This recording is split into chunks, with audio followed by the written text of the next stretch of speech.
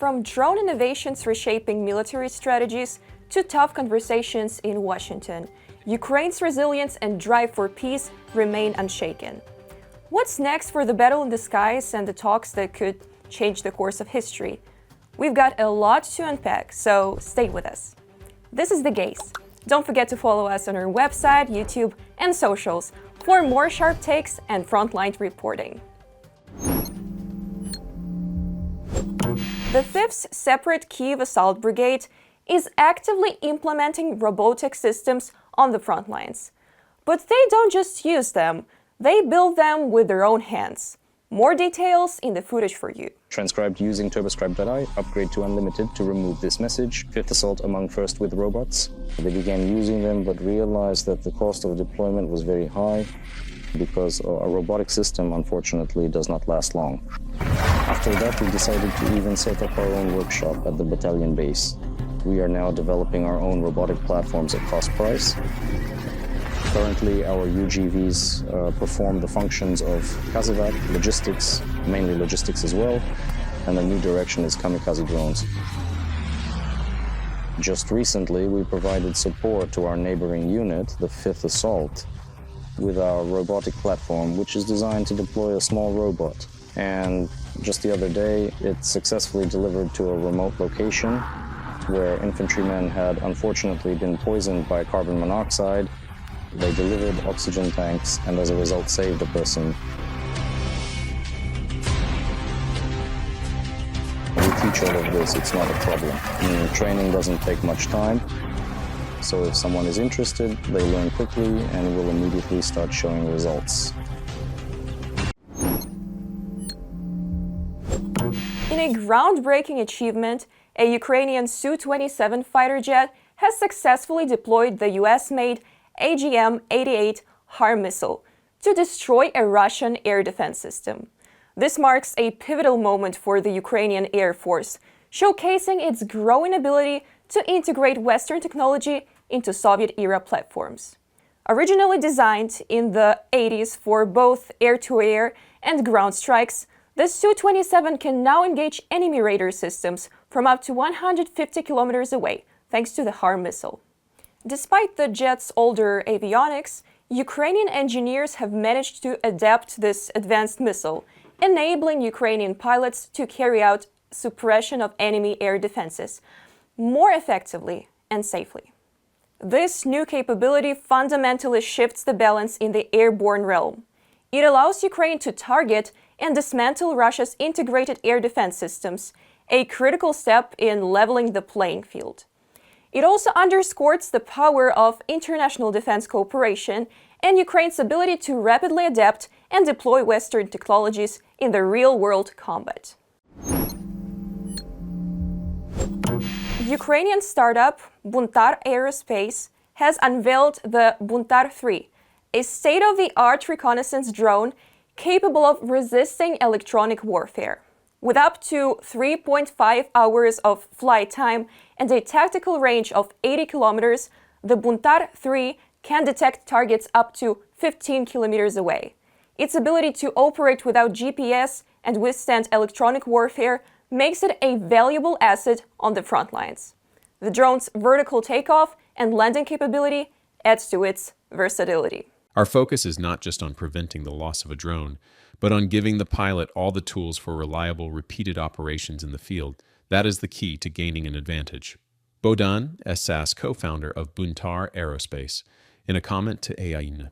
The Buntar 3 is fully integrated into a unified combat system, including the Buntar Copilot software, a digital navigator that allows users to plan missions, launch drones, analyze data, and even control multiple UAVs simultaneously.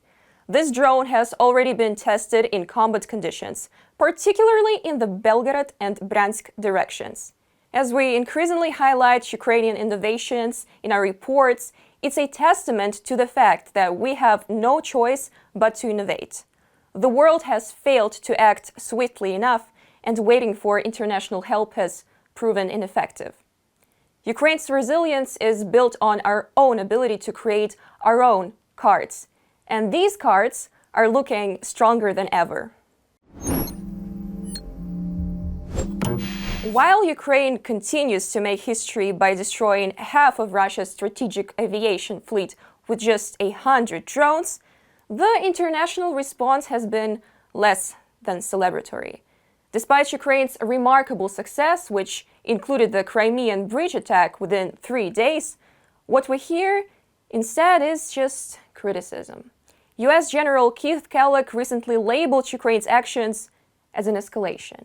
And I'm telling you, the risk levels are going way up. I mean, what happened this weekend, people have to understand in the national security space, when you attack an opponent's part of their national survival system, which is their triad, the nuclear triad, that means your risk level goes up because you don't know what the other side's going to do. You're not sure. Keith Kellogg, U.S. Special Envoy for Ukraine and Russia, in a comment for Fox News. This raises a crucial question to General Kellogg. How dare you blame Ukraine for escalating the war that Putin started? It's like blaming indigenous Americans for escalating a war against the very settlers who stole their land centuries ago. What is often taken for granted now was earned through bloody conflict. Similarly, Ukraine's right to defend itself against the Russian invasion is undeniable. To suggest otherwise is not only a misunderstanding of the situation, but a distortion of history.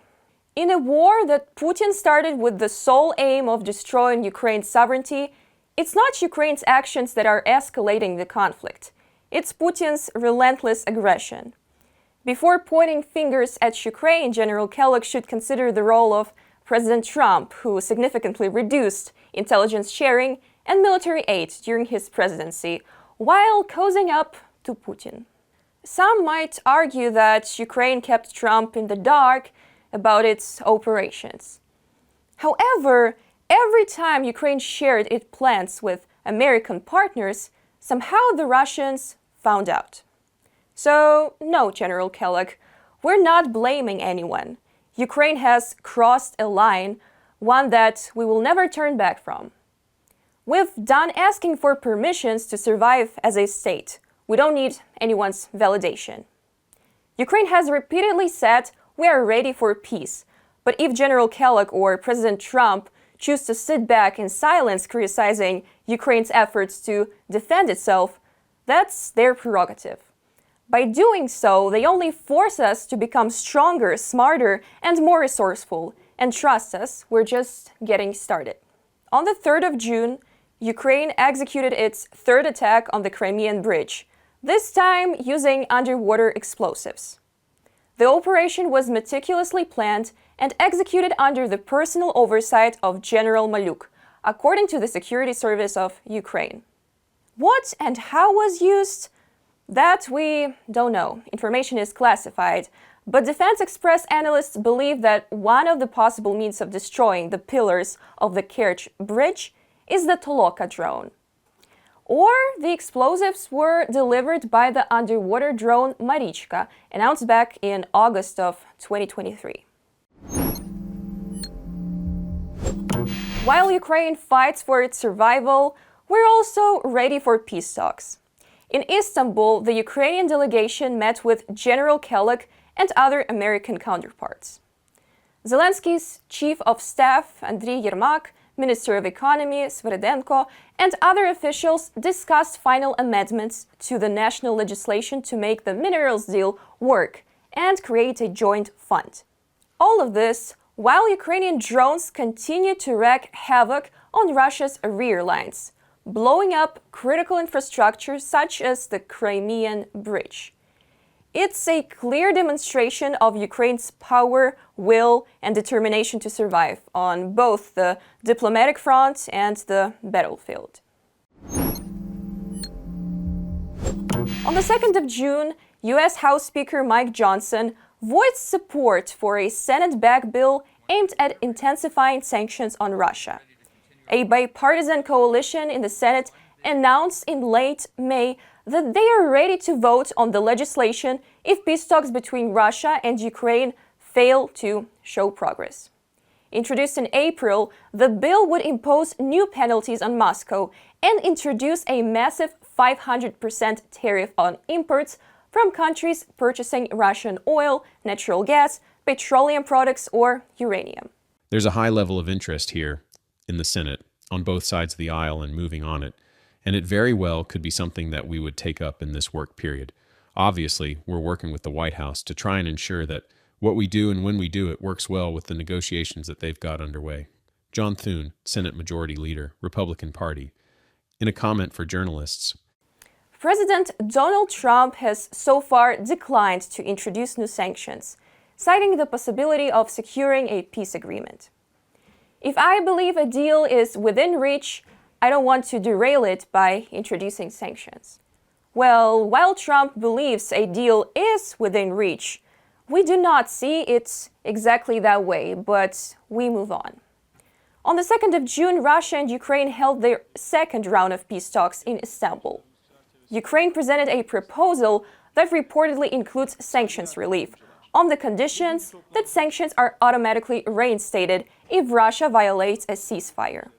And in response, Moscow suggested a limited 2 to 3 day ceasefire in localized areas to allow the recovery of fallen soldiers, yet rejected Ukraine's call, backed by Western allies, for a 30-day unconditional ceasefire.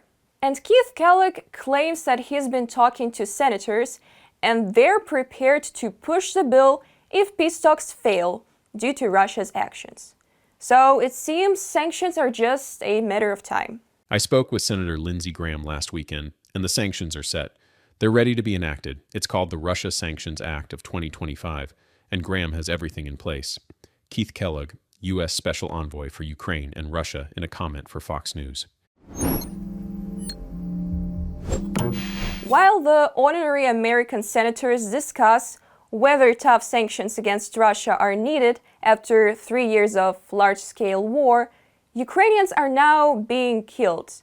Now, as you and I are watching this episode. Children are killed by Russian missiles, shells, and drones every day in Ukraine. June the 4th is the Remembrance Day of Ukrainian children who died, murdered by Russia. And utterly important task now is to bring those kids deported by Russia from Ukraine back home. As the fight for Ukraine's sovereignty continues, diplomatic talks unfold. But the airspace and battlefields are far from quiet. And meanwhile, Ukraine's advanced military tech and strategic decisions are shifting the scales. What do you think will happen next?